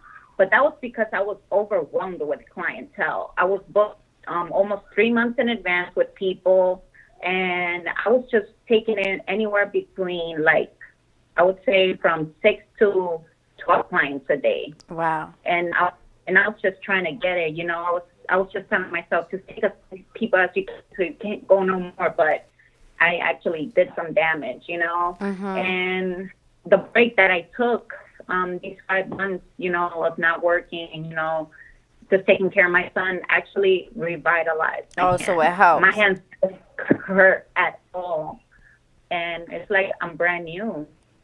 Wow. But I'm pretty sure my body has adapted throughout so many years. Since I started so young, I started at 15 years old. So imagine, like, when you're so young, your body has to adapt to whatever it is that you're doing daily. Right. Just like an athlete. You know, you just have to take care of your hands, or like an athlete, you know, they take care of their legs and how they work out. Right. I do the same. I have a hand massager at home. I have, you know, put my hands in ice if I have to, but that's rarely. I haven't had no pain in my hands. Right, because that's your money maker. If your hands are hurt, you can't make money. That's Hot yoga. absolutely right. Well, Natalie, thank you so much for calling into the show. We hope to have you in the studio one day. We'd also like to also like to congratulate you on your child. Yeah, and also Thank you. wish you the best of luck going to Canada and to Europe. But before we let you go, please let everybody know how they can get in contact with you and all your social media information that you'd like to share with us. Please do so now. The stage is yours. Absolutely. Thank you guys so much. ScissorSalute so much to you guys. I really appreciate you guys having me here. And you can actually find me under Natalie Styles 1 on Instagram or under Natalie Styles on Facebook. You can actually find me under the Art of Braiding. If you just Google if you just get on Facebook and you type in the Art of Braiding, I should come up. And through Instagram or Facebook, you guys can find me. I'm always there. Okay, well, thank you so much. Thank you. Thank you so much for having me. You guys have a good one. ScissorSalute. No problem. ScissorSalute. Thanks. Bye. Right. Now, let's get back to Sophia right here. She just got done doing the style and doing makeup. Again, we love when hairstylists do the makeup. In her case, she's doing the makeup and doing the hair because makeup is her strong thing. She's getting into the hair. And you really get to see the amount of money that can be made. When you do both, absolutely. When you do both. You figure you're doing makeup, that's a one set price, and then you do hair, that's another set price. It's like what I was talking to Natalie earlier today about Badase Cuts, who does the fades, and now he does the braids, and he doesn't want that money to leave his chair. So now his clientele is increased like crazy with the braids. Absolutely, because you don't have to send them to someone else. You could just... And there it goes. Now you're doing the makeup or you're doing the hair, and the makeup could be done in your chair. It's... Sophie, are her eyebrows blue? Oh, I love that. Eyebrows is blue. I wasn't sure if it was just the color coming off that way, but yeah, her eyebrows are blue. You can't see them? True blue. Can you zoom in, LA?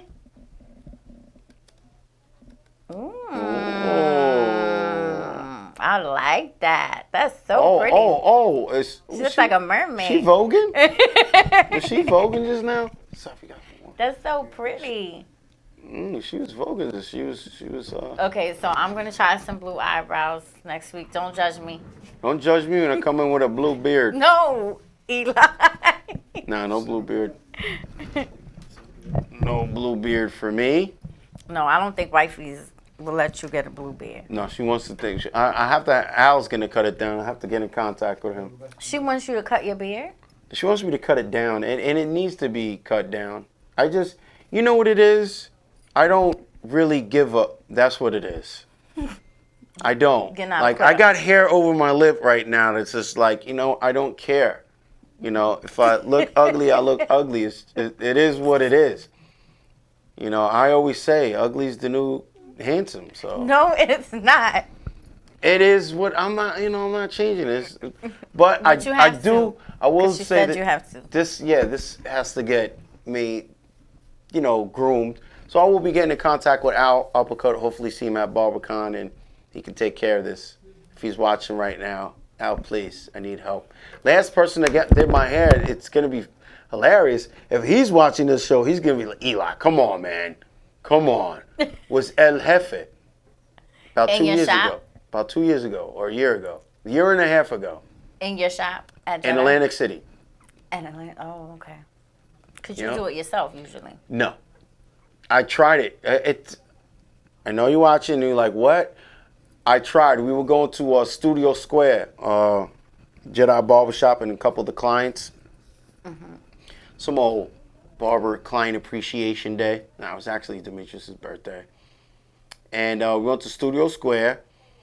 And I'm like, oh, you know what? Let me touch up my beard. Because it was like really far out.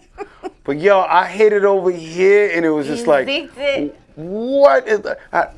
bring the hair back. I was like, I was like, y'all man. never. That's it. I'm not gonna practice on my beard. I know Fahim. He does his own beard. He'll post it up while he's doing his own beard, and it comes out good. I just, like I said, I don't care. But enough about me. Let's get back to BarberCon. That's gonna be coming up June 10th and 11th. It's gonna be in Brooklyn. It's a 2-day event. Now let me just. Queens, he said, right? Mass with Queens? No, I think it's in Brooklyn. Oh, well. It's 244 Fifth Avenue, Suite 2536, New York, New York. Now, that's Manhattan. Oh, I But if you're looking for tickets, you could go to Cast Styles, CBS Plus _Styles, Need the Great, Always Pro Barbershop. On Long Island, you can catch it at Uppercuts Barbershop, Mr. Beauty Equipment, Massachusetts, Steph D Stylist, Philadelphia, Nori West at Major League Barber, and I am Tariq Jackson. New Jersey is Stash Barbers and Tone Cuts. Baltimore, Herson the Barber. Connecticut, Eddie RTB and Barberologist. Excuse me. And in London, Kevin Lutchman. So that's crazy. So these are people selling the tickets. Yeah, and Tariq Jackson just announced he's going to be going to Europe to do something as well. And if you guys want to look us for more, there is Tariq Talk Tuesdays. That's tomorrow at 9:30 in the morning on his Instagram. Yes, he drops a lot of gems. Again, that is Tariq Talk Tuesdays, 9:30 in the morning. Follow him at I am Tariq Jackson. He actually has a huge giveaway where he's going to be giving away some capes, some buzzers, and powder. He had a Panade powder. I was dying laughing. Do people still use powder? I was dying laughing because I'm like, oh, okay, you giving that away? Oh, all right, I see you. Cordless, okay, powder? Powder. And you said this with a straight face, Tariq. But again, No. He's doing it. Make sure you tune into Tariq Talk Tuesdays on his Instagram Live, which is I am Tariq Jackson. A lot of stuff going on. Again, BarberCon, June 10th and 11th. And Jay Majors just announced he's going to be doing the Las Vegas Expo. I believe that is September 20th. So this is his expo just in another state. Yes, Jay Majors teamed up with Jay Starr, which is Floyd Mayweather's barber, and they're going to be doing the Las Vegas. What he took the ad down? They're going to be doing the Las Vegas Barber Expo. Well, yeah, it was probably on his IG story. That's why I seen it. Yeah. But that should definitely be exciting right there. And Maestro's Classic is on the road. They're in Albany tonight at WWE. Oh, you said that. Yeah. That's dope.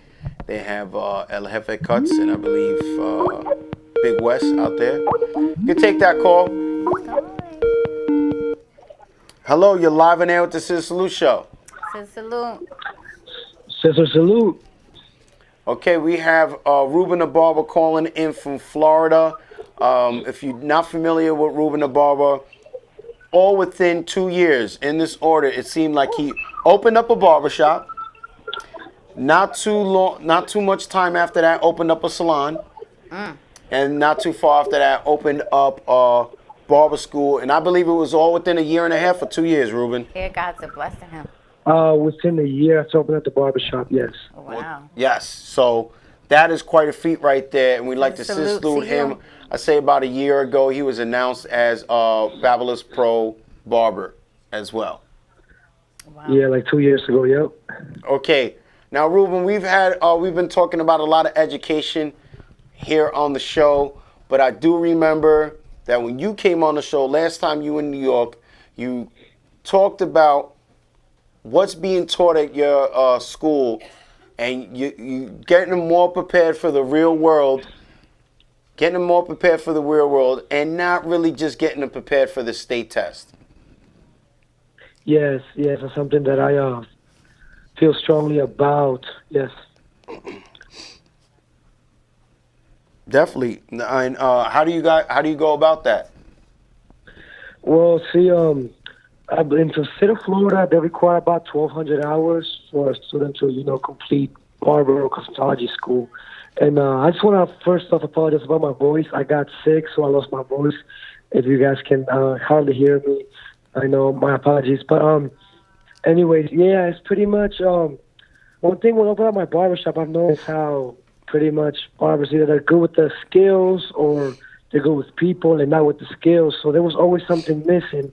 And just to fill in that void, I decided to make a difference and open up the school. And pretty much we have enough time within those 1,200 hours, which is 6 to 9 months, the most for barber or beauty school, to pretty much train them not only on assignments due for state board exam, which is pretty much in Florida, multiple choice question test about theory and whatnot, and also getting prepared throughout the day on the activities that you do as, a daily stylist or a barber, which is from shaving, cutting, dealing with people. We do real life scenarios as far as like how to deal with rude clients, if something happens, a messed up haircut, from the little to the most, because that's the little things that sometimes they let go, in schools they don't mention, is what really kind of, shakes you up once you face it in the real world, and you never had no expectation of that ever happening. So I'm a strong believer in that. And I have to get psychology involved in it a lot as well, because a lot of it, we are in the customer service business, so psychology goes along with it very, very, very close. So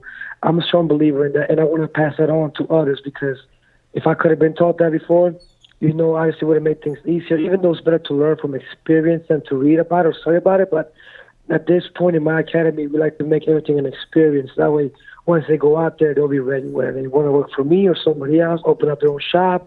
We even touch base about expenses, how to get your shop, your salon located, how to pretty much market, how to target audiences, what kind of audience do you want, what kind of shops do you want, because there's also different styles for different, people out there that you can actually target, if you want more of a family-based, or an old-school-based, or more for modern, young, urban-based. So it's always a win-win in this industry, because everybody needs haircuts, so, yep. Ruben, there's a haircut. LA, can you keep that haircut up for a little bit?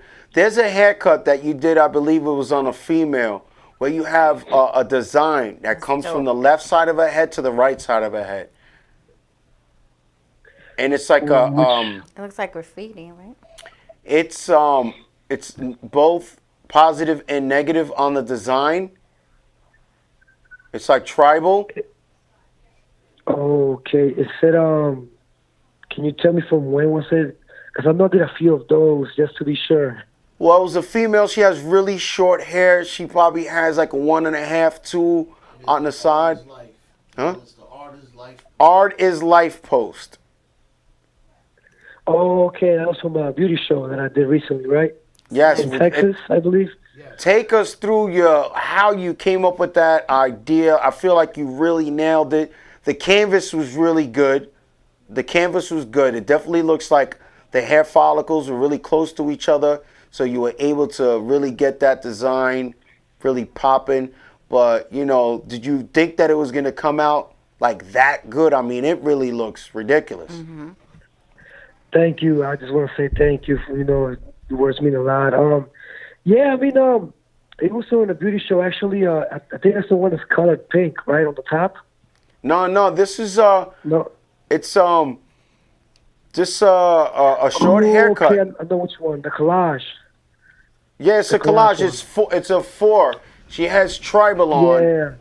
And there's no color. It's just straight hair. But when I'm talking you nailed it. Like the left side of the head is done real clean.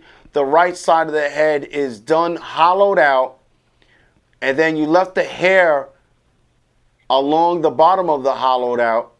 And then it goes from a negative up top to a positive on the contrast. So. Oh, yeah, I know. Yeah, that one.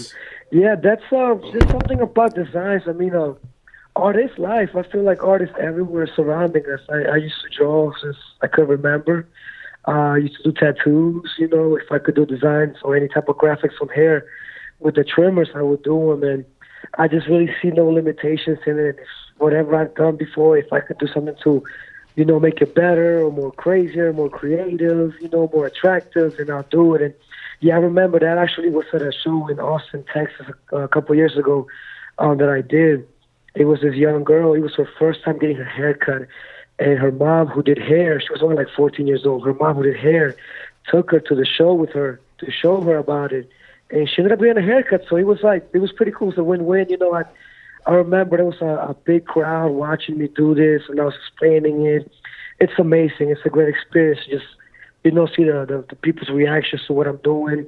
To me, that was the first time me trying something like that, actually. And I thought it was pretty amazing, how people loved it, and it just encouraged me even more, and that's the beauty about what we do, art, it doesn't have to be exactly doing designs, even when you color hair, you cut hair, do a fade, a style, everything is art that you create with your hands, it's a blessing, it's beautiful. But yeah, I remember that exactly, yep. Definitely. So you said you've done tattoos before? Oh man, look at that. What is it? You said you've done tattoos before? Yeah, I used to do tattoos before. Yeah, it shows now. Mm-hmm. It makes a whole lot of sense on this next haircut that is about to go up. It looks like a tattoo. You did, yeah. It looks like a tattoo. It's an eye done on the back of somebody's head with a rose next to a rose, and then on the bottom is flames. Yeah, that was actually recently done. Yeah, at a show in Texas as well. Yeah, yeah. No, I like art, I like being creative. Like I said, I mean, I guess over time you get accustomed to the things you do repeatedly, and pretty much making contrast and colors stand out. Within the natural source, which is the hair and the skin, and pretty much use the clippers to blend in and make certain parts stand out, be more contrasted than the surrounding areas. And that's how I'm able to create the roses and the eyes and portraits and everything else. So it's something that I've done repeatedly to get more comfortable with doing. All these things that we see people do, they're pretty much, capable of anybody else doing them. Repetition is the key to mastering something, I believe. Now, Ruben, we go over what you accomplished. Most people get into the hair, they have goals of opening up a shop, and, other people have goals of educating. You have opened up a barbershop, opened up a salon, opened up a barber school, and you're a platform educator for Babblers. How does it feel knowing that, you have your businesses, but you're still taking flights to other states to educate? What's the feeling like? By now, actually, it's been kind of tough, to be honest. At first, it was kind of tough. Because when I got, sponsored, or I started traveling, and then before being sponsored, for events, competitions, and beauty shows, just leaving my barbers, at the shop was a little bit tough with the trust, because it's not the same as you being there as when you leave. They perform differently. They feel more like, okay, he's gone, But it just took a while, honestly, like maybe 15 barbers overall put together that I had to either let go or, But right now I have a group of 11 barbers in my shop, actually, and they're all pretty good, trustworthy. I was actually able to move out of the state, too. And, it still runs itself smooth. That's why they collected my rent from the booth, from each of the barbers, the school, pretty much I hired teachers. It's tough at first, honestly. It really is. You just have to kind of start doing it. If you don't start, then you'll never know what it's like. And I feel like once I got put in that situation where I kind of had to make ends meet, as far as like, wow, how can I get to be running the same way without me being there physically, I just kind of have to step out of it and try it and see what happens, and then from there know how to deal with it, because not all cases that, the workers are bad. Maybe on the first time that you may leave or something, the workers are doing an excellent job as if you were there, but in some cases not. So I would say you just kind of have to just try it one day and then go from there. Travel, take a weekend out, whether it's for an event or vacation, see how it goes, see what the customers tell you, what the other barbers send them, like complain about, oh, so-and-so did this when you were gone. There's stuff like that, but I feel like you just kind of have to start doing it. And me, by just doing that a lot, at the same time, we kind of just got them used to it.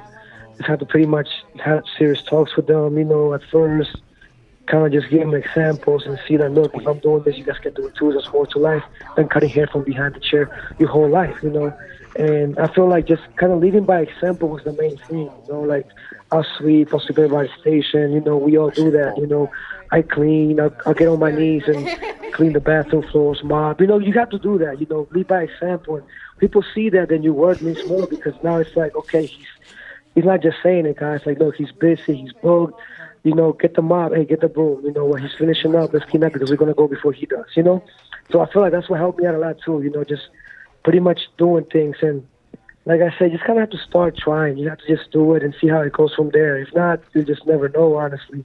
Like I did at one point. I began with no experience about running a business, you know, a barbershop. And like I said, now I don't even live in Florida anymore, actually. I live in Colorado, and everything still runs itself. Even in school, it's going pretty well. And you know, I feel like I worked a lot, you know, wake up every day at 5 in the morning or earlier, go home by like 9, 10 p.m. every night, you know, and with the school and the shop, everything. And I feel like it paid off, you know, sometimes I go home later, barely sleep, but it really does pay off because I feel like I'm still young. I'm only 23 years old, and I feel like my hard work, if I don't have to be there physically, if I can just make it work itself out for me, make my money work itself for me, why not enjoy my years of youth, you know, when I can.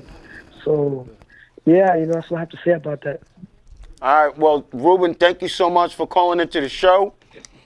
Again, if you're in New York, we'd like to have you come back into the studio, maybe showcase. Yeah, definitely. I should be out there September maybe, but I'll let you guys know if I am. I'm going to be in the show, definitely.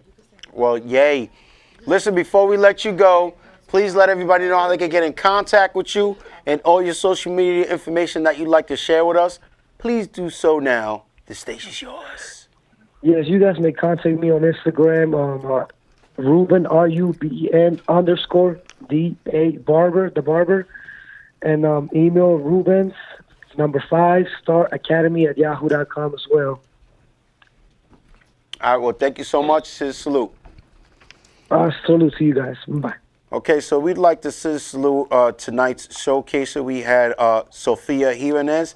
Her IG handle is Makeup by Soph J, right? SOPHJ? That correct? Oh, okay. And she's from The Perfect Cut, located in Seaford, New York. The callings that you just heard, the calling from Faded Fresh Barbershop and Ruben's 5-Star Academy, located in Lake Wales, Florida. That was Ruben _ the barber. And from Miami, Florida, we had a call in from Natalie Styles. Her IG is Natalie Styles 1, and we'd like to ScissorSalute and congratulate her for the new child. And we had special guest pop up, Lee Resnick from Barbershop Connect, Creative BarberCon. That's going to be going down June 10th and 11th. Make sure you go to Barbershop Connect on Instagram, click the link in their bio, and buy the tickets. Don't go there and buy the tickets online. Why do that? Okay, so we're going to do a little ScissorSalute sound off. Everybody put their hands in right here. Okay. Oh, are we doing this like this? We did it.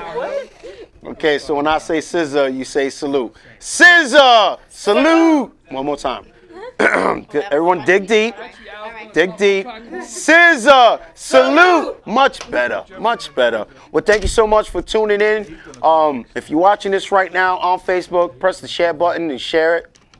Let you know that ScissorSalute Show comes on every Monday night, 7 to 9 p.m. Eastern Time. This is your place for inspiration, information, and education all across the board for barbers, hairstylists, and makeup artists. So if you'd like to be featured, email us, ScissorSalute@yahoo.com. Leave your contact information. We'll get back to you in the order that the email's received. If you love house music, switch over to StrongIsland.tv. Check out my house show. It's coming up next. And you already know what time it is with StrongIsland.tv, the quickest growing TV channel on Facebook. It's ScissorSalute to that. Put your chin up when you do that. All right, everyone stay up here because we got to take pictures.